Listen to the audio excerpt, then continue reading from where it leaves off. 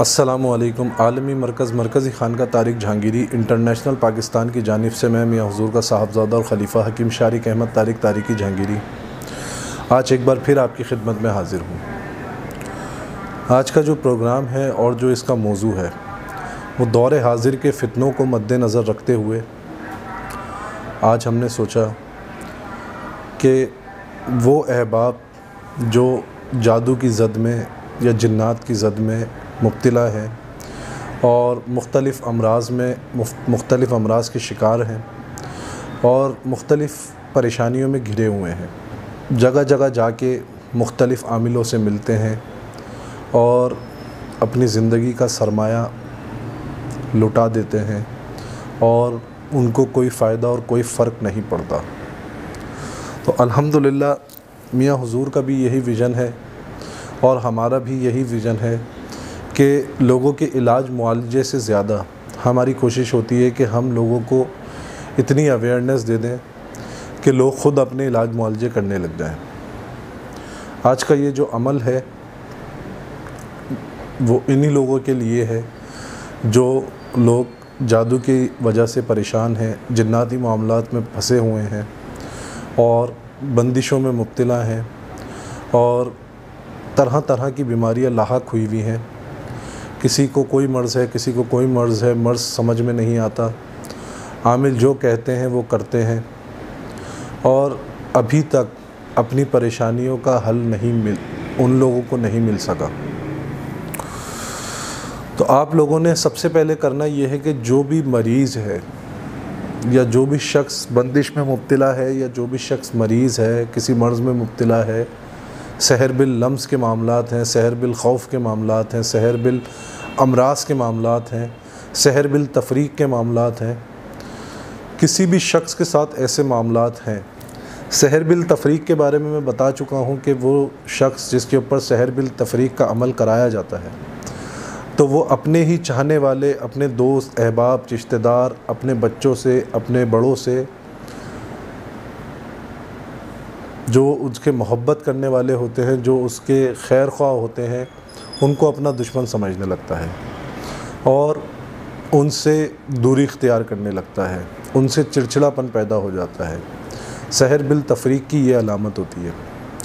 اس کے علاوہ سحر باللمس کی یہ علامت ہوتی ہے کہ جو ایک مریض ایسا ہوتا ہے جس کو اکثر ایسا لگتا ہے کہ میری باڈی میں کوئی چیز انٹر ہوئی ہے اور میری باڈی سے کوئی چیز جو ہے وہ باہر گئی ہے۔ اس کے علاوہ اس کے مختلف باڈی پارٹس جو ہے وہ خود بخود ہی ہلتے ہیں اور سحر بالامراض کے معاملات یہ ہوتے ہیں کہ انسان کو کسی بھی مرض میں مبتلا کرنا، کسی ایسے مرض میں مبتلا، شدید مرض میں مبتلا کرنا جس کی کوئی بھی ڈاکٹر جو ہے جس مرض کو ڈائیگنوز نہیں کر پاتا، کوئی رپورٹس اس کو ڈائیگنوز نہیں کر پاتی، لیکن وہ مریض اس تکلیف میں مبتلا رہتا ہے اور کوئی بھی ڈاکٹر اس کا نہ علاج کر پاتا ہے اور نہ کوئی دوائی اس پہ اثر کرتی ہے۔ یہ سحر بالامراض کے معاملات ہوتے ہیں۔ سحر بالخوف کے یہ معاملات ہوتے ہیں کہ جس شخص کے اوپر سحر بالخوف کے معاملات ہوتے ہیں اس کو نیند نہیں آتی، ڈرتا ہے، کسی کے مرنے کا سن لے، کسی کی بڑی بیماری کا سن لے تو وہ اپنے اوپر جو ہے وہ سوچنے لگتا ہے کہ کیا مجھے یہ بیماری نہیں لگ جائے، میرا بھی ٹائم آنے والا ہے، میرا بھی ٹائم آئے گا۔ اس طرح کے معاملات ہوتے ہیں سحر بالخوف میں۔ اس کے علاوہ جو بھی ان ساری چیزوں میں مبتلا ہوتے ہیں ان کو خواب میں جو ہے وہ ایسے جانور آئیں گے جو کہ وحشی جانور ہوتے ہیں، درندگی صفت جن میں پائی جاتی ہے، جیسے کالا بھینسا ہو گیا، شیر ہو گیا، مگرمچھ ہو گیا، سانپ ہو گیا، اس طریقے کے، یا وہ اپنے آپ کو پریشانی میں پاتے ہیں، جیسے اونچی پہاڑی سے نیچے گر رہے ہیں، کوئی گاڑی ان کو ٹھوک رہی ہے، اس طریقے کے وہ معاملات دیکھتے ہیں اپنے آپ پہ۔ تو ایسے جو مریض ہیں ان کو چاہیے کہ جو آج کا عمل ہے یہ انہی لوگوں کے لیے ہے جو اس پریشانیوں میں مبتلا ہے، کسی کاروباری بندش میں مبتلا ہے، کسی اولاد کی بندش میں مبتلا ہے، روزی رزق کی بندش میں مبتلا ہے، ایسے حضرات کے لیے رشتوں کی بندش میں مبتلا ہیں، ایسی خواتین کے لیے آج کا پروگرام ہے۔ تو عمل کچھ اس طریقے سے ہے کہ آپ نے سب سے پہلے جو بھی آپ کے گھر میں آپ کا دوست، احباب، رشتہ دار، بھائی جو بھی یہ عمل کرے کسی مریض کے ساتھ، تو اس نے سب سے پہلے 11 مرتبہ اپنے لیے، اپنے اظہار کے لیے اظہار غوثیہ 11 مرتبہ پڑھ کر اپنے اوپر اظہار کی نیت سے دم کرنا ہے۔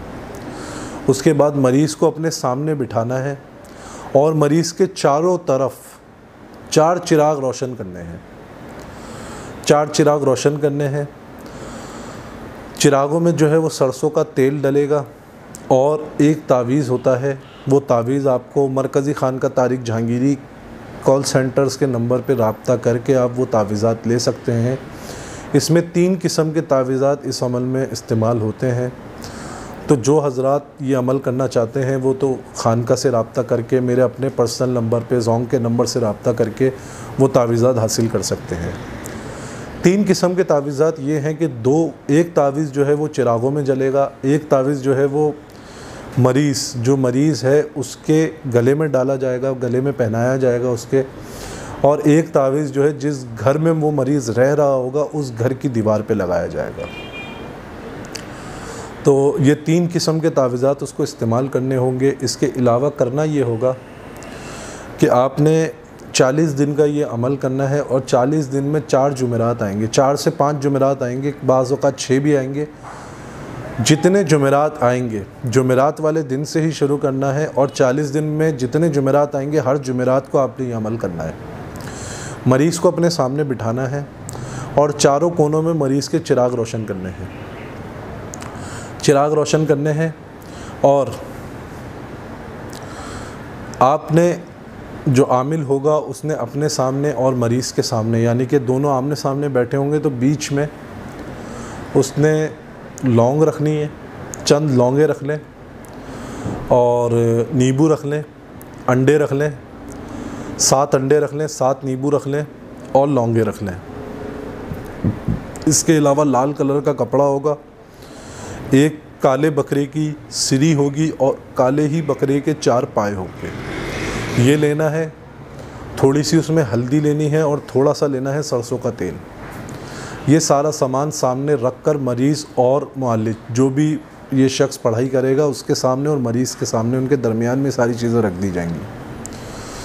اس کے بعد کرنا یہ ہے کہ 313 مرتبہ نعت علی شریف پڑھنی ہے اس کے اوپر، 313 مرتبہ نعت علی شریف پڑھ کر ان ساری چیزوں پر دم کرنا ہے۔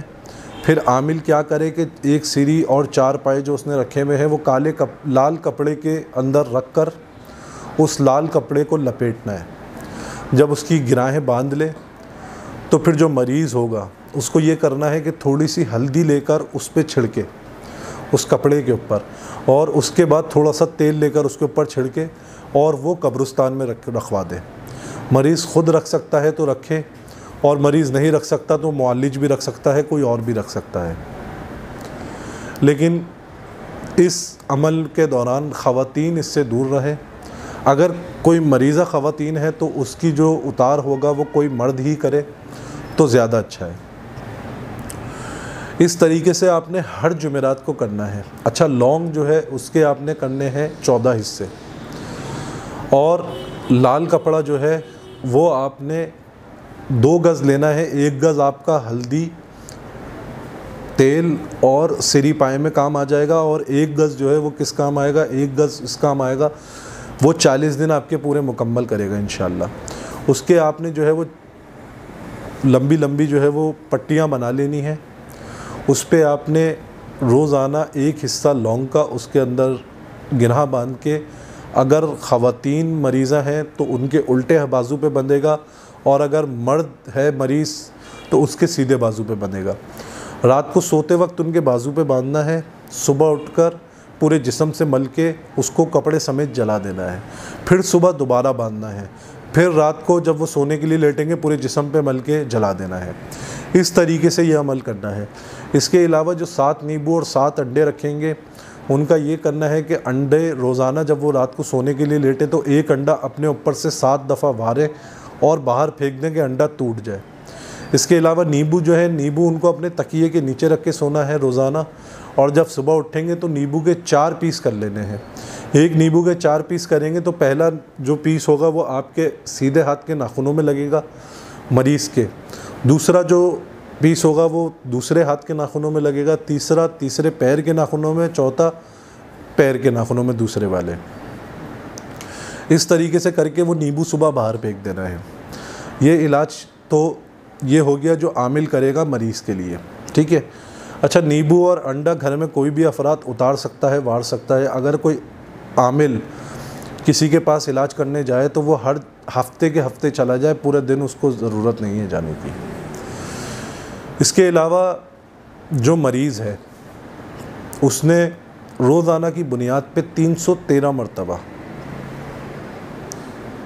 یا شافی ہو یا کافی ہو یا باقی ہو، بحق یا ناد علی، بحق یا ایھا النبی، بحق لا الہ الا اللہ، یہ عمل 313 مرتبہ روزانہ پڑھ کر پانی پہ دم کر کے پینا ہے روزانہ کی بنیاد پہ.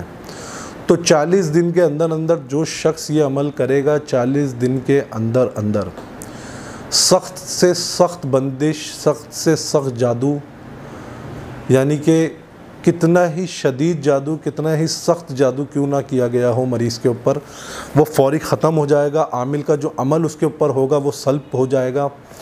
اور اگر کوئی شیاطینی یا جناتی معاملات ہوں گے تو وہ فوری ختم ہو جائیں گے انشاءاللہ. تو اس عمل کی اجازت لینے کے لیے آپ کال سینٹر کے نمبرز پہ رابطہ کر سکتے ہیں. اس کے علاوہ میرا زونگ کا جو نمبر ہے اس پر رابطہ کر سکتے ہیں. اس کے علاوہ آپ کو اگر اس عمل میں کچھ سمجھ میں نہیں آیا تو وہ پوچھنے کے لیے آپ کال سینٹر یا میرے نمبر پر رابطہ کر کے وہ پوچھ بھی سکتے ہیں، اس کی اجازت بھی لے سکتے ہیں. اور آپ کے لیے خوشخبری کی بات یہ ہے کہ وہ حضرات جو عامل نہیں ہیں ناد علی کے، وہ لوگ بھی اس عمل کو کر سکتے ہیں. لیکن اس کے بعد جب یہ عمل شروع کر دیں گے تو اس کے بعد ناد علی کو مدامت میں رکھنا ہے، اور عمل شروع کرنے سے پہلے ناد علی روزانہ 111 مرتبہ پڑھنا شروع کر دینی ہے.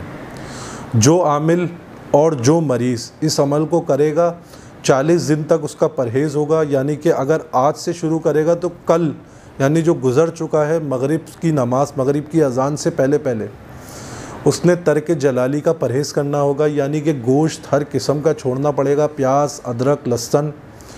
اس کے علاوہ پیاز، ادرک، لہسن جو ہے وہ کچی نہیں کھا سکتے. اگر سالن میں یا کسی آپ کے کھانے میں ڈل رہی ہے اور وہ پک رہی ہے تو وہ استعمال کر سکتے ہیں، لیکن گوشت آپ نہیں استعمال کر سکتے کسی بھی قسم کا. اس کے علاوہ انڈا استعمال نہیں کر سکتے. تو مجھے اپنی دعاؤں میں یاد رکھیں. انشاءاللہ آنے والے دنوں میں آپ کے لیے ہم لائیں گے ایک پروگرام جس کا ٹاپک ہوگا حمزات کی حقیقت. حمزات کیا ہے، حمزات کون ہے، حمزات کیسا ہوتا ہے، حمزات کی تسخیر کن کن طریقوں سے کی جاتی ہے، حمزات کا عمل کیا ہے، حمزات کیسے جگایا جاتا ہے. یہ ساری جو بھی انفارمیشنز ہوگی حمزات کے حوالے سے، حمزات کے کتنے عمل ہیں، کس کس طریقے سے حمزات کے عمل کیے جاتے ہیں، یہ ساری چیزیں ہم آپ کے ساتھ شیئر کریں گے اور اس عمل کی بھی انشاءاللہ اجازت عام دیں گے. اس کے علاوہ انشاءاللہ کچھ دنوں میں جو ہے حب کے حوالے سے بھی ایک پروگرام کریں گے آپ لوگوں کے لیے. آپ لوگوں کے دل میں یا دماغ میں اگر کوئی ٹاپک ہے، کچھ پوچھنا چاہتے ہیں کسی چیز کے بارے میں، کسی صورت کے بارے میں، کسی آیت کے بارے میں، کسی ایسی عملیات میں ایسی چیز کے بارے میں آپ کسی کوئی ٹاپک رکھنا چاہتے ہیں اور ہم سے بات کرنا چاہتے ہیں تو آپ اپنا وہ ٹاپک ہم سے شیئر کر سکتے ہیں. جب تک اپنی دعاؤں میں مجھے یاد رکھیں اور یہی دعا کرا کرے کہ میاں حضور نے جو میری ڈیوٹی لگائی ہے اللہ تعالیٰ مجھے اس میں استقامت دے، اور اللہ تعالیٰ مجھے، آپ کو، ہم سب کو مخلوق خدا کی خدمت کرنے کی توفیق عطا فرمائے. دین کی، سلسلے کی، میاں حضور کی اور مرکز کی خدمت کرنے کی توفیق عطا فرمائے. اور انشاءاللہ 15 مارچ سے ہمارا پنجاب کا جو دورہ ہے وہ انشاءاللہ اسٹارٹ ہو جائے گا. 15 مارچ کو میں پنجاب پہنچ جاؤں گا اور 15 مارچ سے لے کر 22 مارچ تک ہمارا پنجاب کا دورہ ہوگا. انشاءاللہ ہمارے سوشل میڈیا پلیٹ فارمز پہ آپ کو اس کی کمپلیٹ انفارمیشنز مل جائیں گی اور کال سینٹرز کے نمبر پہ جو ہے آپ کو اس کی انفارمیشن مل جائے گی. اس کے علاوہ میرے زونگ کے نمبر پہ آپ کو اس کی انفارمیشن مل جائے گی. اپنا بہت خیال رکھیے گا. مجھے دعاؤں میں یاد رکھیں۔ السلام علیکم ورحمۃ اللہ۔